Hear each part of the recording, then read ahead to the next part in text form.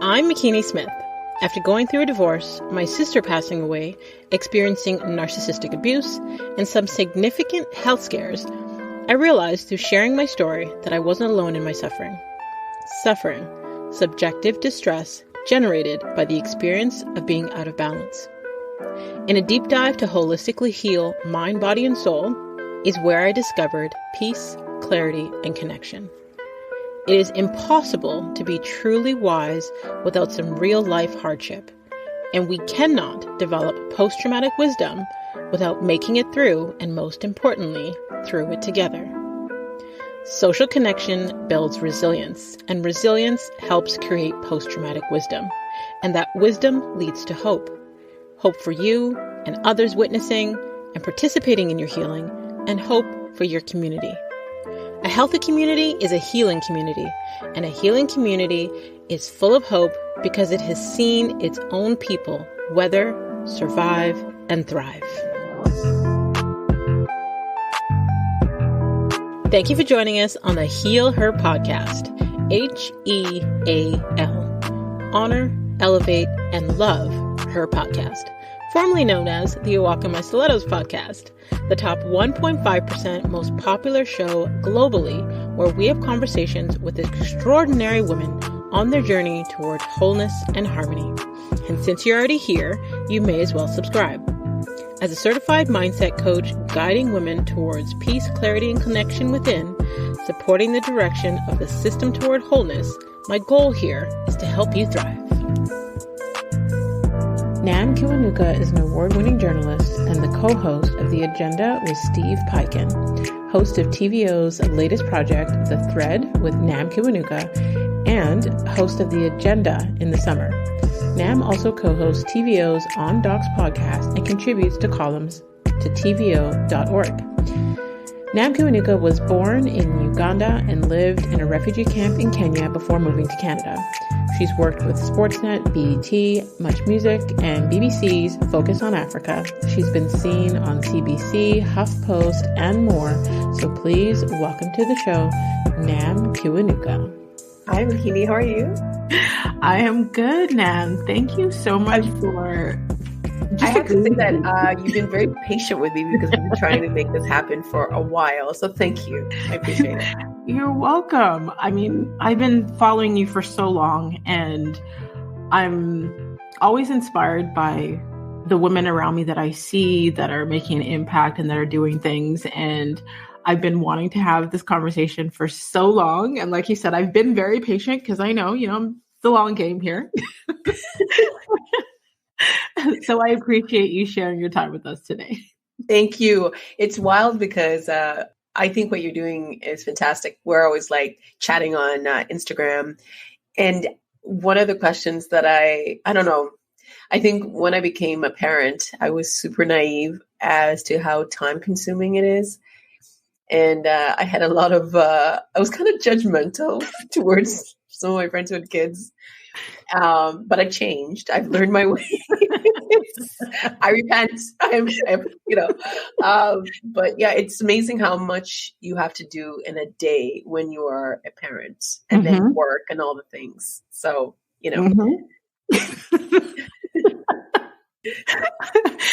What's funny is I have 3 kids, and I became a single mom when my youngest was like 4. And I jumped straight into full-time entrepreneurship, and people were like, how are you a mom? Like, how do you take care of your kids and work all these hours and do all these things you're doing? And I'm like, well, most of the times they were with me. And then the other time, their dads and stuff was helping. But it's interesting now in 2023, like all the moms that are now talking about, the chaos behind the scenes, trying to, there's no balance per se, but trying to live in harmony with trying to do all the things. So I think it's interesting what you're saying. I'm trying my best not to interview you. Sorry, I don't mean to step on your toes. Listen, this is a full conversation, so any way you want it to go. But I think it's so interesting what you said. I think there's a lot of maybe... It feels as if right now there's an opportunity for for parents, especially mothers, to be open about what it's like behind the scenes. And I find it really interesting that we haven't had these conversations before, because there seems to be this kind of shame that if you don't have your stuff together behind the scenes, then it's like some kind of indication that you're not a good parent, you're not a good mom, and which isn't the truth. Right. When I was pregnant and I had my first, I was a little annoyed that my friends who had kids weren't as honest with me as they should have been. And I get it. You don't want to being pregnant and giving birth. You cannot prepare someone for that until it happens for themselves, because everybody's different and everyone's unique. And the birthing experience is very unique. But I think for Black women, there's a lot of similarities of the things that happen to us when it's time to give birth. And I think more people are being honest about it, because Serena Williams and Beyonce have spoken about how challenging it is to get medical professionals to listen to you when you're at your most vulnerable. And I think for me, that was the most shocking moment for me. And I wish I didn't join. That shouldn't have been my introduction to motherhood. Yes. Once you were pregnant, I was with my son. I was sick throughout the whole thing. I was actually having this conversation with him recently when he turned 12. And I said to him, I was throwing up all the time. I was in bed, sick. And if I had another child before him, I don't know what would have happened to that child, because that child would have been neglected.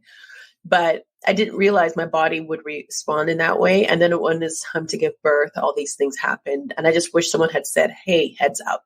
But even now, some of my friends who've become pregnant, I don't want to take away that joy and that anticipation and muddy it up with all these maybes, could be's. I want them to go in there with an open heart and not to kind of like jinx it, but it's not about jinxing, because when we look at the studies and the data, Black women are not treated very well. And when you're on an operating table like I was and completely vulnerable, it was one of those it was a moment for me that just, I look back at it, and my first few months of motherhood, my first few years of motherhood were not what I wanted, because I was just kind of like in shock. And the way that I was treated by the nurses, my son almost died. No one was listening to me. And, I remember one night, my son was born via emergency C-section. Do you remember those? I don't know if you attended those birthing classes where, they talk about, oh, your baby's like the size of a grape and it's the size of a plum and this is how you breathe. And it was very, I have my son in the UK, and in the UK, when you have a child, they still use cotton and wool, they use cotton balls and water to wipe their bums. They don't want to use the wipes. They're very, holistic in a way, and just kind of natural. Your baby's skin is very sensitive. So when I was doing these birthing classes, they didn't even mention the possibility of you having a C-section, an emergency C-section. They made it sound as if we are not going to talk about that because it's natural, as if if you're having a C-section, it's like you're cheating. They just spoke about, just push the way you push and your body's going to do it. Your body knows what to do. No medication, kind of shamed it before. So I don't know if other women were in that class thinking, I wanted to get a little bit of medicine, but now I can't because maybe that's being a bad mom. But we never even spoke about the possibility of needing an emergency C-section, which I needed. So I had no idea what was happening, because I'm the kind of person that's I would study. I would prepare for that exam of giving birth. And so when it happened, I felt like I left my body, and I was I can't panic. When they were giving me the epidural, actually they ended up giving me a spinal because it was emergency. Anyway, long story short, after my son was born, he ended up in NICU. But before they moved him to NICU, they put us in a room together with 3 other moms. And in the UK, they have the hospital that I was at, they have a room for women who had traumatic births and women who had, like, I guess the natural way. And thinking back, I'm like, why would you put a group of women in one room, like 4 women who've just been through trauma? Yeah. So I just heard people crying, like the women crying, the babies. Like, it was just like, I should have been in a room by myself or something, right? Yeah. And my body was frozen from my chest down, from my neck down. And my husband had to leave. My son was born around 10 o'clock at night. They made him leave at midnight because they wouldn't let your partner stay. So when they made him leave, I couldn't even move my body. Mm-hmm. Then they left my son beside me. Oh, I can't move. My partner, they kicked out my husband, and my baby's like, inches away from me. And he started to cry, and I was just like, I need help. So one of the nurses was walking around tending to one of the women. I said, I need help. Can you hold my baby? Can you pick up my baby for me? And she looked at me and she goes, my job is not to carry your baby. And then we walked off. And mind you, I just had like emergency surgery. I just had a baby for the first time, my first baby. And there's nobody there to advocate for me or help me. You kicked out my person. And long story short, hours later, another nurse came by, and by this time I was so scared to say anything. She just kind of did a quick look over, like glance at me, and I just wanted to shrink into the sheets. And my son thankfully wasn't making any noise. And then a few hours later, maybe this is 4 o'clock. So 3 nurses have been by. The third nurse is looking at my son. She can't find a heartbeat. And she's like, there's no pulse. Like, we need. And so she's like, and by that time I could feel my arms, but I still couldn't get up. I couldn't feel my legs. And I grabbed my phone, which was like right under my pillow. And I called my husband and I said, you need to come back. There's something happening. And he came back, and they took my son to the NICU. And my husband, he said that he will never forget that moment. He came in, and there was like a team of doctors around my son's like little cube.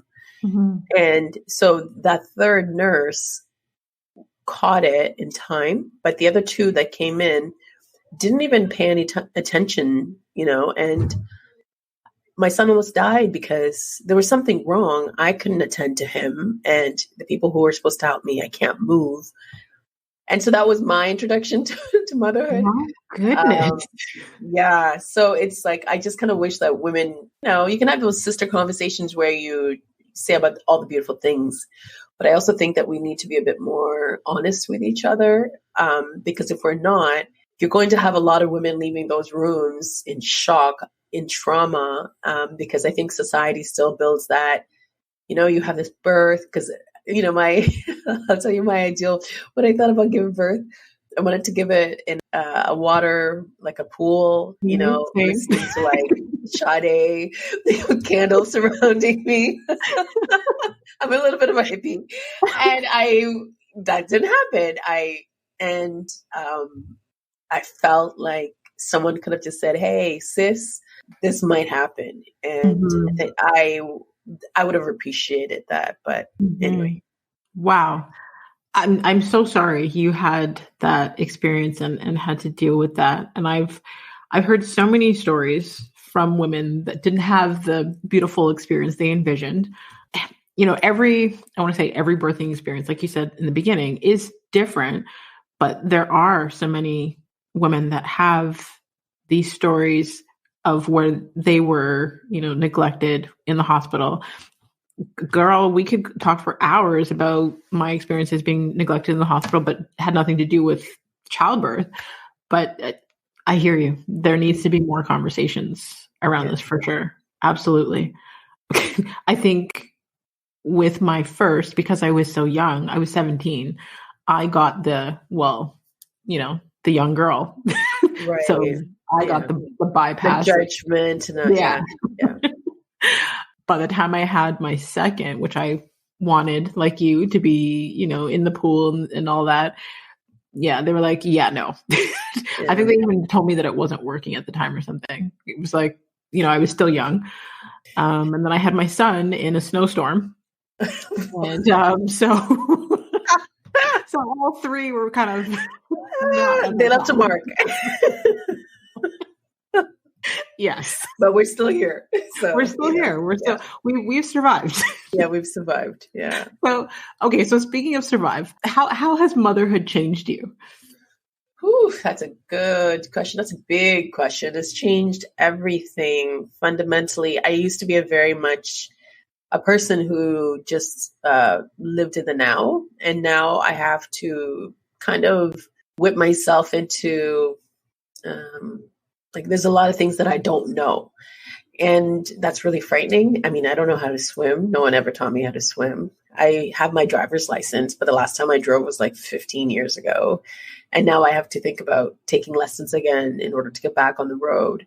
I don't know how to start a campfire. I don't know how to do like a lot of things. And I had to learn how to cook because I didn't know how to cook. And, I was very much it was just thinking about the future for me was not something that was part of my being. I just thought I could go tomorrow. And it sounds really harsh to say that, but I mean, I was born in a civil war, lived in a refugee camp, and grew up in a very chaotic home life. So for me, thinking about the future, it's like the future, what?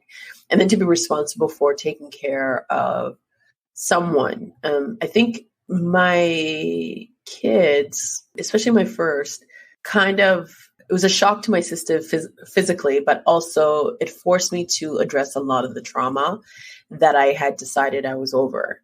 And when you have children, just their crying kind of sends you to a place where you're just like, it kind of it takes you back to when you were a kid, I think. It just kind of triggers something in you. And for me, it was just kind of like, okay, it was a call to attention. Like you need to pay attention to your body. You need to pay attention to your mind. You need to pay attention to your finances. You need to pay attention to your heart, how you open yourself up. Because I could be I'm very good at just cutting off my feelings. Mm-hmm. And when you have children, you can't do that. You don't want to teach your children to be like that. Mm-hmm. So it was kind of like, remember that album by Lauryn Hill, The Re-Education of Lauryn Hill? Yep. It really was for me. It was just kind of like, and I think she might have written that album when she had her first Zion. But yeah, it was like a crash course in life. And it's still learning. Hashtag never stop learning. But yeah. I get it. I feel like our kids are brought into this world to be our teachers as well. Yeah. There's a lot of cultures or generations that, look at their kids as, they're supposed to do as they're told and the followers and et cetera. But I feel like I learn from my kids every day. And whether it be learning how to get through challenges because there's different personalities, or whether it be how to understand to be more compassionate, or, you know what I mean? Because this generation, their troubles are very different than what we had growing up. But I feel like they're definitely our teachers. Yes, they are. And I think one of the things that's been great for me is the thing that's hurt the most is that a couple things. My kids have given me a foundation, like a family. I didn't have a family. I have people, like I have family members, but I didn't have a family.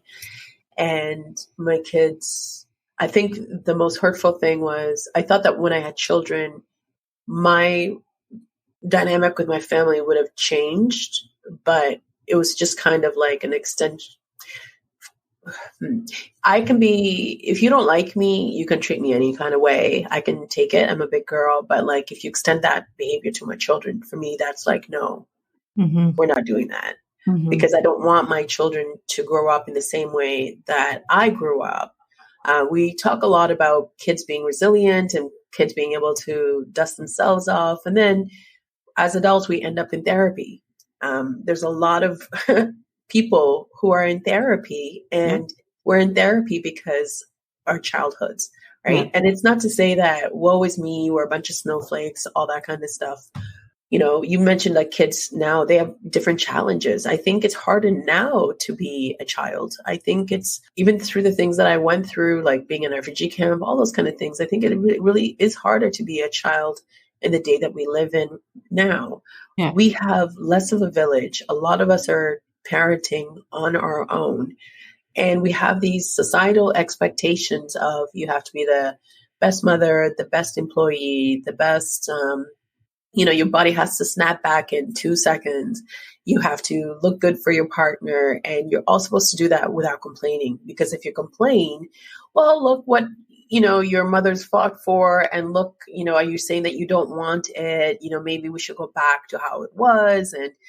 And then you have other people being angry at women for trying to just be able to be independent. Oh, feminism is, and we have all these, so much noise, and, trying to parent your children on your own, and especially going through this pandemic, has just been, I don't like how we brush off the concerns of our children and dismiss it as you need to build up your resilience. Mm-hmm. And that really bothers me, because it's kind of as if we're just abdicating our responsibility and saying, well, we went through crap. You also have to go through crap. I don't know if that's the purpose of being here on this planet. But anyway, I think I went on a tangent. No, not at all. When you talked about, like, for example, our parents, and there seems to be this comparative suffering with generations, right? And I've done a lot of studying on trauma in the last few years, and it's like, whether it be a small t or a capital T, you don't know someone else's pain capacity. So we can't compare our suffering. We can't compare our hurt. Hurt is hurt. Even if you and I grew up in the same household and experienced trauma, one of us may have turned out okay and been able to, breeze through life. And the other one needs weekly therapy and is struggling with mental health, because everyone's capacity is different. Right. Yeah. So we can't really compare, someone's struggles to ours. At the end of the day, we're all struggling with something. I read somewhere, I don't remember, I'm probably screwing up the stats a little bit, but it's basically like kids today are consuming in 1 hour more than the previous generations consumed in 20 years or something like that. Wow. Like, because of the internet and social media. So I used to be that mom that was like, well, what do you have to complain about? Like, honestly, I try to give you everything. But at the end of the day, they've got this world on social media that we don't see. They've got, these silos at school that we don't see. They have all of these pressures and things that we don't see. So we may not fully understand, but that doesn't mean that they're not struggling. It doesn't mean that they're not going through trauma. It doesn't mean that they're not grieving something. And I think this expectation of resilience, it is placed on kids today, and it is, I feel, even more harshly placed on Black children and children of color, because there's like the generational trauma that comes with having to also deal with the pandemic, having to also deal with social media, having to, you know what I mean? It's a lot. It's a lot. And I'm glad that you brought up how different it is for Black children, because from the time that my son was 3 years old, I had problems with him in school. He's a December baby. So the year he started kindergarten, he was still 3. And they made me put him in JK. I mean, they've changed that law, but back then it was like they were like, he turns 3, he has to go to school, even though his pediatrician was like, he's not ready. He was in a classroom with another kid, and he had been in daycare before. And, with the occasional, someone bit him, or he bit somebody, or he stole a toy. That's, the stuff that kids learn when they're learning how to socialize. And so there was an incident where a child in his class, they liked each other and they took the school bus together. And I still can't believe that my 3.5-year-old was in a school bus. And I remember feeling so sick putting him on the bus, and I had a baby. I had my daughter at the time, and it was like I have to send him to school because if he doesn't go to JK this year, he's going to have to go to SK next year, and he's going to be a year behind. But this kid, Mateo, they liked each other, and they didn't like each other. And this kid was older, smaller, and white, and my son was bigger, younger, and black. And turns out that his teachers had the parents of Mateo didn't like my son playing with their son, and would say, so the teachers, there was 2 teachers in the classroom. Somehow the 4 of them, his parents and the 2 teachers, had come to the conclusion that it was okay to separate the boys. So my son had to sit on one side of the classroom, and Mateo had to sit on the other side of the classroom. And there was never a conversation that they had with us. And I got so angry when I found out, because I was like, kids, they like each other. He's like, I can't play with Mateo. The teachers won't let me play with Mateo. I'm like, why not? And my son has a speech delay, and he's got something called speech apraxia. It's gotten better as he's got older, but back then he couldn't really say many words, and he couldn't really explain himself. And when he spoke, it was really hard to understand what he was saying. And they had decided that this was okay. And when I found out, we pulled him out of the school, and it was a Catholic school, and we haven't gone back into the Catholic school board because I was so upset by how he was treated. And since then, it's just been one thing after the other. I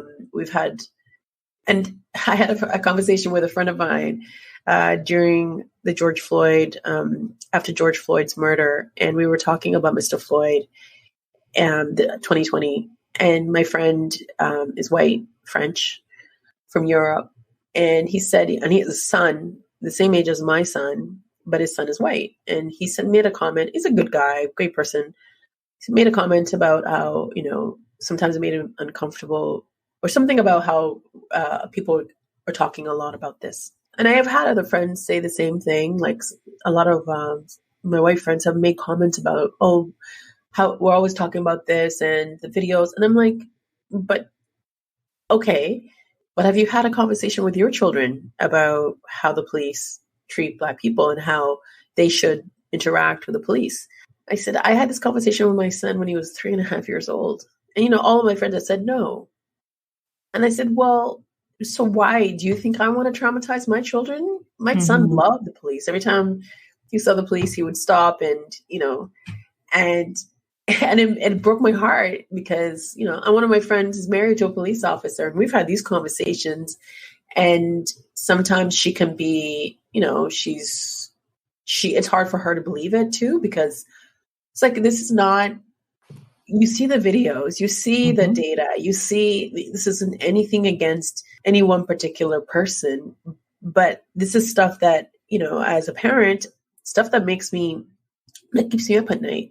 And as my son has gotten older, he doesn't like it when his dad leaves the house by himself. He wants to go with him, or he wants me to go, because he doesn't want him driving by himself. And this is something, as a 12-year-old, he's had the burden of carrying. And, like you mentioned before, our kids are exposed to so much more, the videos of the beatings, the killings, the shootings. When Trayvon Martin died, when he was killed, I bawled. And when you saw the discourse online of, well, he should have done what he was being told to ask. He shouldn't have done. He should have just, it's like, this is a child. And for you to say he should have, now you see things, the double standards and the hypocrisy. And, I come from East Africa, and we grew up in, I was born in the Civil War. Men with guns were scary. And men with guns everywhere are not very different. So this is not in particular about, this is against white cops. This is not what it is. We see videos of Black cops treating, pushing people around. I just saw a video of a Black cop in New York throwing around a homeless person on the train. And so it's like, having these concerns and having these worries and but not being able to have these conversations in an honest and open way, or just these concerns of how your child is going to be treated in school because they are not, they're Black. And the my son's teacher recently said, "Oh, your son is I see him as a B student." And he said it as if it was a compliment. And it bothered me all the way home. I said to my husband, I said, that was rude. Yeah. You're dismissing him and saying, "Oh, I see you as a B student, and therefore that's all you can give me." And that makes me mad. Because it's like, and I am a kid who grew up, like when we came to Canada, we lived in London. And London at the time was very homogenous. And school was a nightmare. High school was a nightmare. And I didn't have my parents advocating for me. I didn't have anyone speaking up on my behalf in school. And, I managed to get through, but part of it, I think, is because I'm a girl. And I'm also like a light-skinned Black person, and I have blue eyes. And so my experience having that, well, I'm not a boy, maybe I'm not as bad or whatever, but my experience was bad. Like, it was really hard. But I always knew that within education, I could do something for myself. And I stayed in school even after my dad kicked me out when I was like around 16, 17 years old. But this is a reality that we're living in, where we're talking more openly about these things, but we're not addressing them. And then we're kind of, I think back in the day when we were growing up, we weren't exposed as much. You'd have a teacher treat you a certain kind of way, and then you just kind of kept it moving. We're talking about this stuff on the news. You're seeing it on Twitter, on Instagram. And then it just seemed like, I think back in the day, we could pretend this wasn't what was happening. But now you have the video, you have the proof, but people still don't want to acknowledge it. Yeah. And I don't know how you prepare your children for that, right? And some parents don't have to worry about that. And that's a privilege. Yeah. But yeah, it's a lot.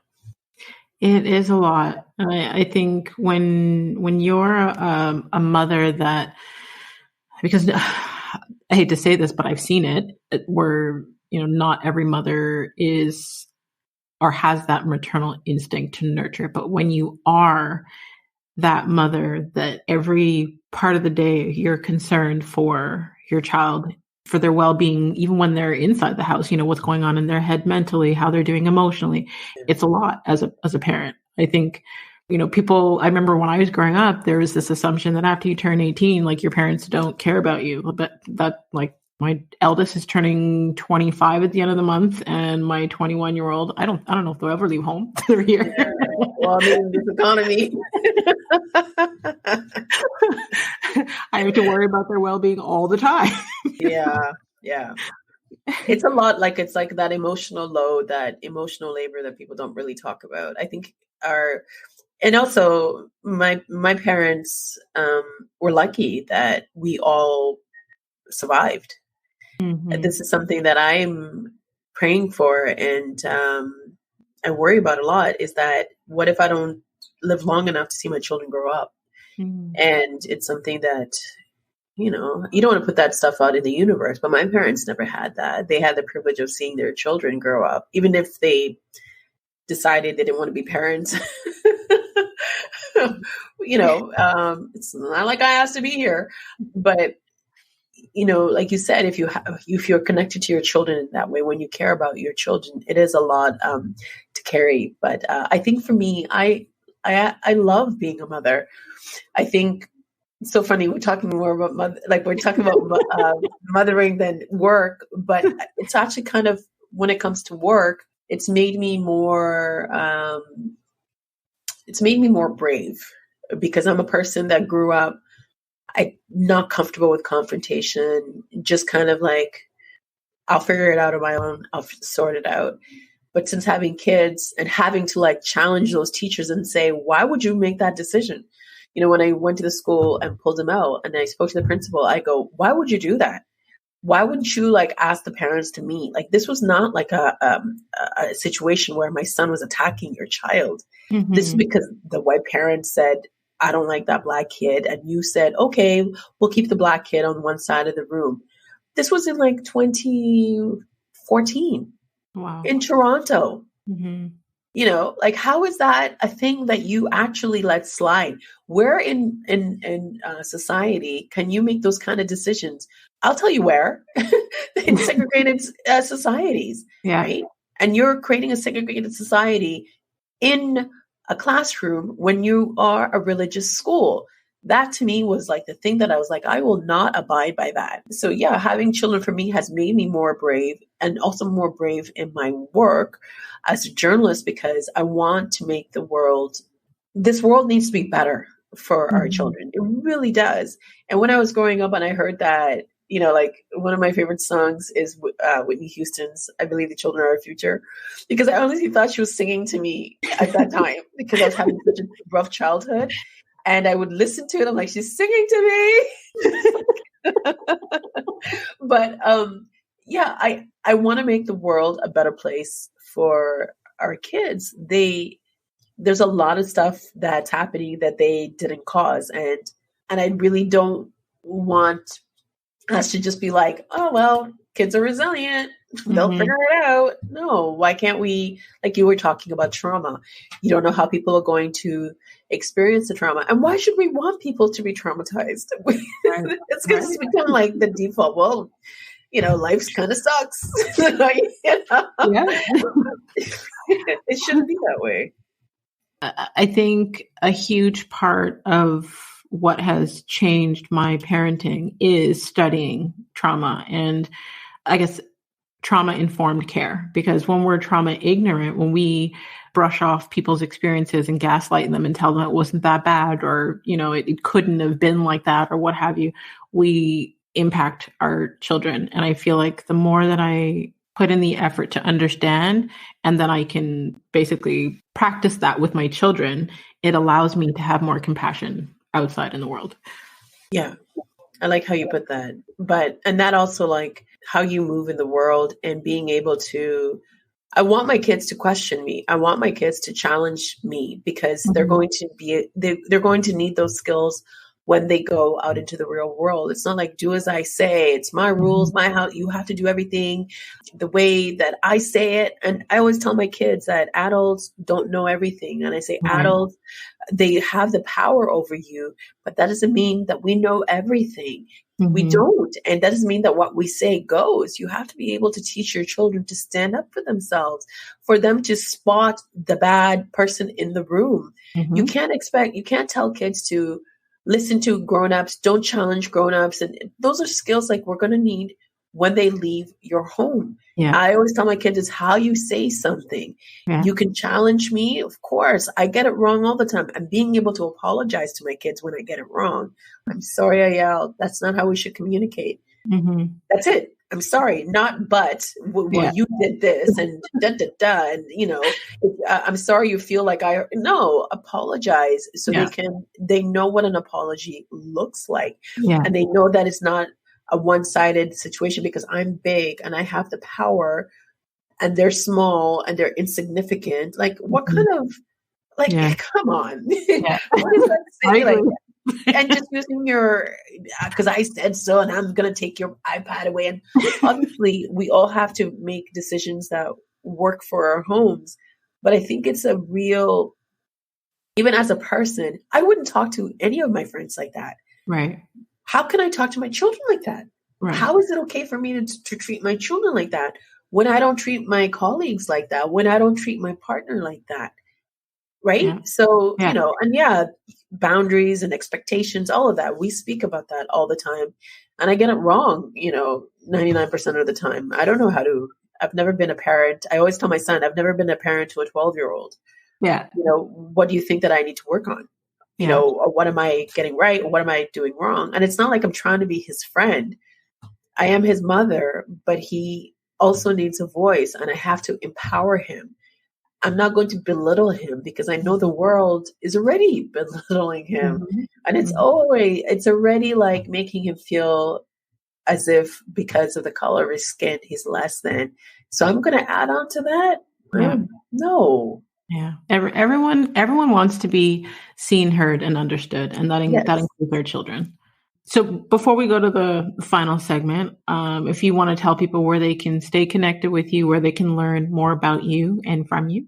Okay, I'm on Twitter, although my account is now protected because Twitter is twittering at NamShine, and also on Instagram at NamShine or tvo.org. You can find my stuff there as well. Awesome. So I will definitely have like all of your links in the detailed section below the episode so they can just click and connect with you directly. For the final segment, it's kind of like a rapid fire. I ask you some quick questions and you can answer one word, one sentence. We don't like to go into a box here. So if you feel that you need to expand, feel free to do so. Sounds good. Okay.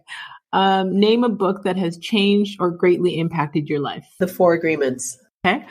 What's one of the most worthwhile investments that you've ever made? And that could be of time, money, energy. Going to therapy. Love it. Yeah. What have you become better at saying no to in the last 5 years? Yikes. That's one of my New Year's resolutions, saying no.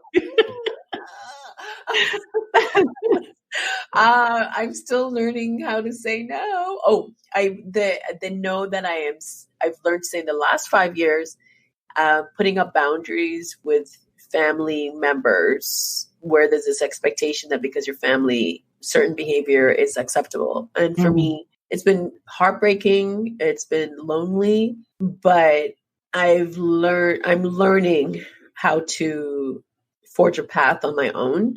If it means that I am treated with love and care. I love that. I've had to implement in the last couple of years to remove the title and address the behavior, because oftentimes we allow family to get away with toxic behavior because they're quote unquote family. But if you remove the title of mother, sister, brother, what have you, and you address the actual behavior, it's very different. I love that. I might steal that. Yeah. Last but not least, what do you wish women would do more of? I wish women would know how powerful they are and how worthy they are in just being who they are. I've been talking to my daughter a lot. She's 9 years old and she already has a lot of questions. She tells me that, her classmates say she can't do certain things because she's a girl. And I'm like, we're in 2023. No, you can do whatever you want. Yeah. I want her for both of my kids, but I want her to just not grow up the way that I did, where she feels like she has to dim her light to make other people comfortable, where she feels as if she is not worthy, that her voice isn't important, that what she brings to the table is surface. And I want her to just be whatever she wants and to make as much noise and take up as much space and to be running those tables. She's got so much spunk. She's so sassy. She's so creative, loving, and joyful. I just want her, the world is yours. I want her to know that. And I wish more women knew that. I love it. I love it. I love it. Thank you so much, Nam, for this long overdue conversation. Thank you for the opportunity. It's wonderful. And to share this time with you together, I really appreciate your patience and your, just inviting me and wanting to talk to me. Thank you. Thank you so much. And like I said, I appreciate you as a person. I appreciate your energy, your time. And if there's any way that I could be of value to anything that you're doing, I would be honored to help. Thank you so much. I appreciate that. Same. To all you healers out there, until next time, subscribe on all platforms and don't forget to rate the show and leave us a review on Apple Podcast. And thanks to each and every one of you that continues to listen each week to help the show globally rank in the top 1.5%. And that's out of over 3 million podcasts. If you want to join the community of healers, you can sign up for our weekly newsletter at awalkinmystilettos.com and receive a free copy of my gratitude journal, or you can grab a copy of any of my books available online wherever books are sold. I'd love to challenge you to share this episode with two mothers that would receive value from hearing Nam's wisdom. Feel free to screenshot this episode and you can tag Nam at Namshine, NAMSHINE, and you can tag myself at The Real McKinney Smith. A healthy community is a healing community, and a healing community is full of hope because it has seen its own people weather, survive, and thrive. So let's continue to heal